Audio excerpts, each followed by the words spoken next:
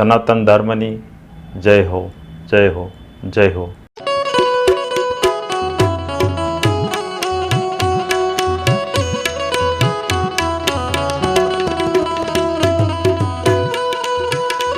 હોય કોઈ બેન દીકરી કદાચ ને આવે કાણે સાજ્જા લેતી લેતી આવે, એની મારી પાસે મરમ પડ્યો છે. એ સાજ્જા યમના નથી બાપ, હે સાજ્જા યમના નથી. એ કહેતી આવતી હોય કે હજી તું આની મારી પાસે જાગી જા, જાગી જા, આ ગયા એમ કાલ તારોય વારો છે. હે જોકે બહુ નથી લેવું પણ છતાંય એકાદી કડી લઈ લો. હર જાગ જાગ જીવ ફોગટ ફેરો ગુમાવ્યમાં.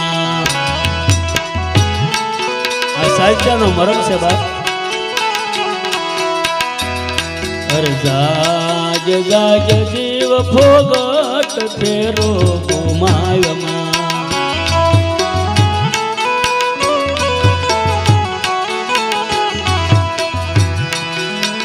એ મારા પ્રભુએ તને સાંકળે સડાયો,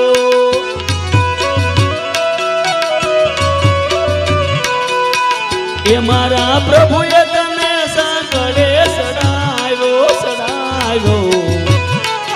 જાગ જાગ જી ફોગટ ફેરો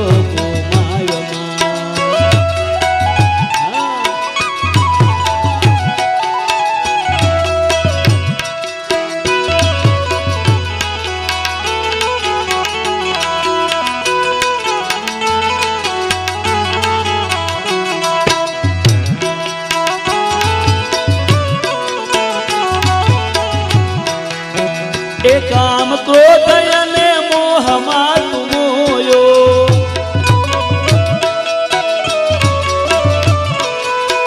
એ હાથે કરીને તે ફેરો રે ખોયો, ખોયો.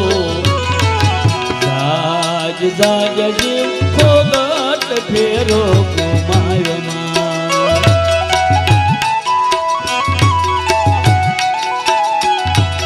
જાગ જાગ જીવ ફોગટ ફેરો ગુમાવ્યમાં.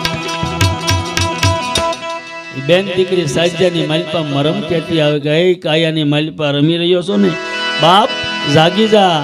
કારણ કેટલાય જન્મોની કમાણી ભેગી થઈ હોય ત્યારે માંડ માંડ કરીને આ મનુષ્યનો મને તમને અવતાર મળે છે.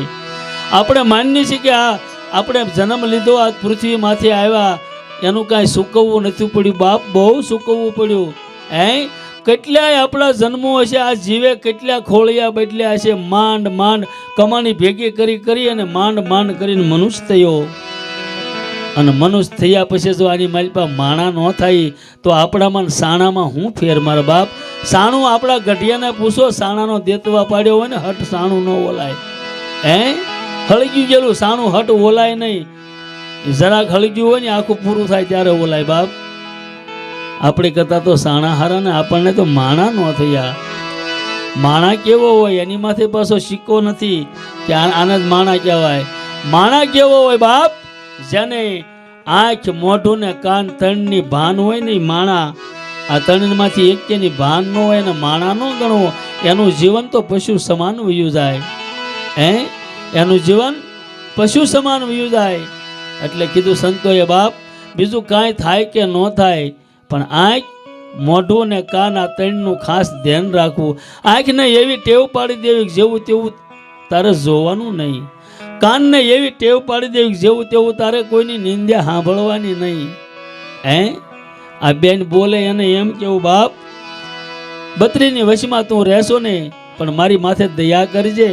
આ મારા મુખમાંથી કોઈ દે કોઈની નિંદ્યા, કોઈ દે કોઈનું ખરાબ વેણ ન વળાવતી.